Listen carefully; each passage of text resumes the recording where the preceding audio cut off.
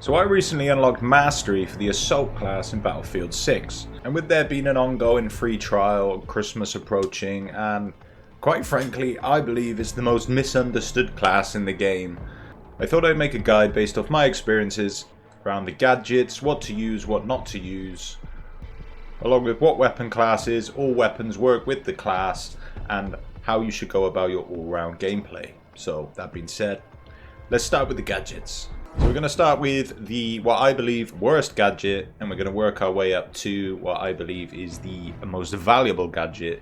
So starting in, we have the Incendiary Round Shotgun. This thing is terrible. Honestly, it's about as effective as beating your enemy with a hot jalapeno. You know, it's like eating a spicy chicken wing and spitting at the enemy. Yes, it has splash damage. Yes, it continues to damage them. But it's a very small amount. And the actual shotgun itself does terrible damage. They need to be, you know, if you want a shotgun kill, they need to be 5 meters max. And that's being generous. There is a challenge that requires you to use it.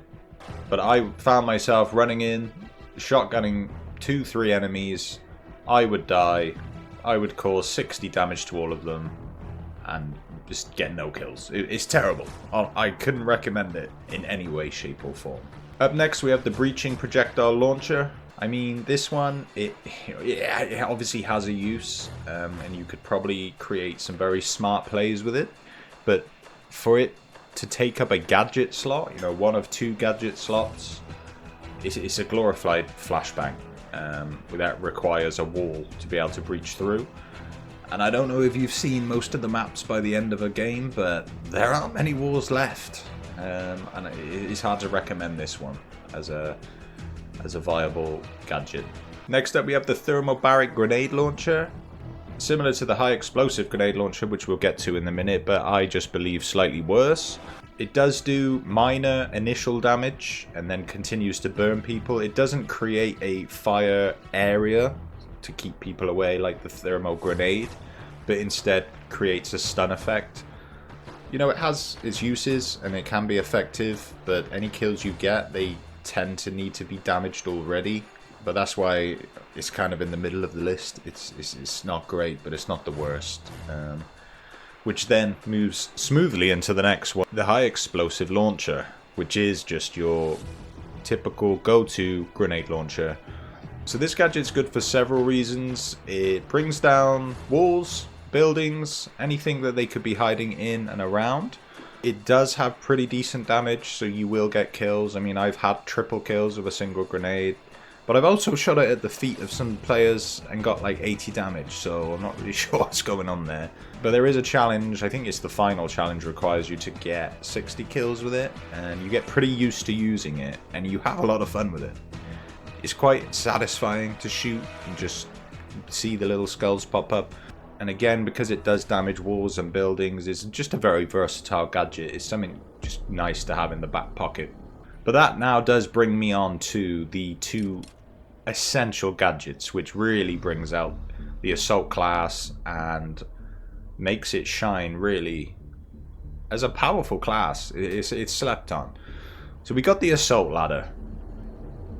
I think at a glance, bearing in mind these 2 gadgets I'm about to talk about, they don't deal any damage. They're not going to get you any kills. So I think people would just, you know, skip on the assault ladder. Because yeah, it'll get you to some high place, but do not underestimate the power of being able to pull up a flank. You know, the game's been out a while. People know the maps. They know what ways you are going to come up to a roof or to a 3rd floor. So for you to just pop up somewhere they're not expecting and get a triple kill or more is very valuable. Not to mention then obviously your whole team can use it.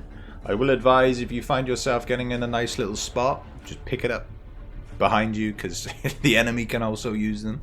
You can also just get into some very weird stinky spots. Like I said, people are used to the maps now. They kind of know where to look when peeking around corners. But what they don't expect is for you to just randomly be up on a 2nd floor. And in this clip, if it wasn't for some glitchy voodoo, I would have obviously got this kill, but yeah, the capabilities of the ladder are endless. You can get in all sorts of places, and you will get more kills because of that than any launcher in the other gadget slots. Then finally, the most valuable gadget in the Assault's arsenal is the deploy beacon. It can be put anywhere, whether it's on a capture point, whether it's obviously not behind enemy spawn point territory, but on the very bloody border if you want. Now your whole squad can spawn on it. They can only spawn on it once each. I believe that came with a recent update, and that's including yourself. So the tactic is spawn, it'll destroy itself, and you just place it again. And this is where the assault really comes into play. So you are, you know, it sounds cheesy, but you do path the way towards objectives, because if you place a spawn beacon right before a big push, you die, you're spawning right back around the corner, and so is your squad. If you progress, you get into a building, you put it back down again.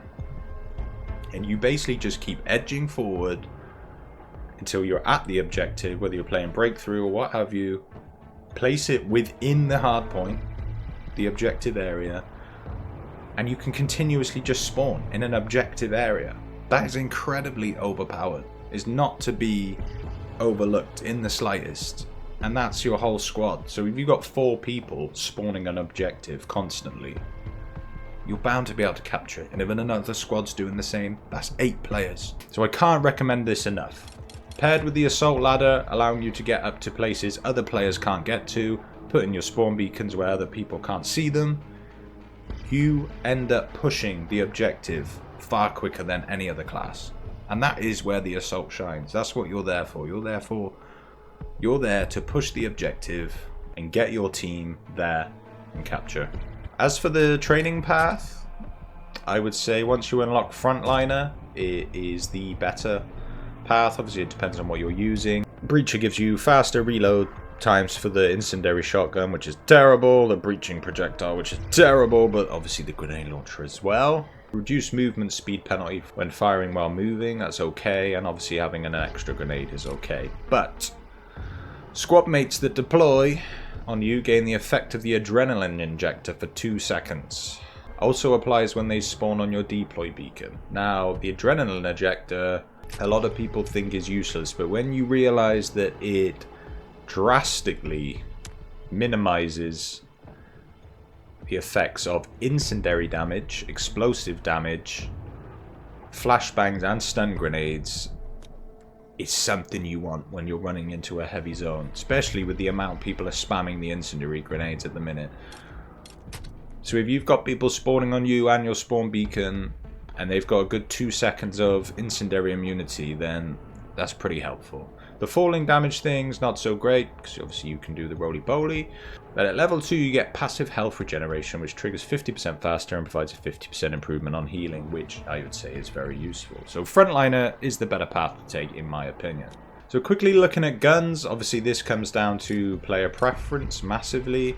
The Assault obviously has assault rifle proficiency, which is faster draw times with assault rifles. Fire sooner when exiting a sprint, which is great. It's essentially higher mobility for all assault rifles, but it is, in my opinion, not good enough to be a deal breaker. So don't shy away from using different guns, because I think that buff to assault rifles is good, but also, yeah, don't feel like you just have to use assault rifles. If you want to, I found I've had the best time with the Cord 6P67. If you wanted to pause it and copy these attachments, it is an absolute beast, then do so. I recently switched to the L85A3, which I found to be, I'd probably say I prefer it, to be honest. It's crazy accurate, really doesn't move, and it's 25 damage, so it does more damage per bullet than the Cord. But as an assault, you are going to be on the front line, you are going to be pushing, you are going to be in close quarters engagement, so don't be afraid to slap on a carbine or an SMG, to be honest. For carbines, obviously the M4A1 is, and probably forever be on any game, a beast. It is quite hard to kind of manage. I haven't used this one much, the M277.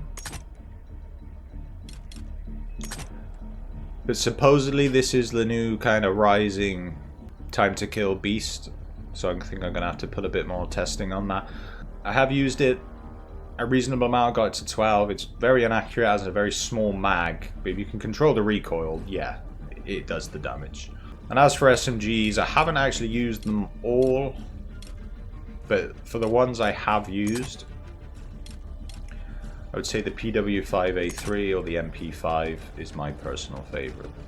Also, if the assault ladder or whatever other gadget isn't for you, then the assault exclusively can hold 2 primary weapons, either a carbine, DMR, or shotgun.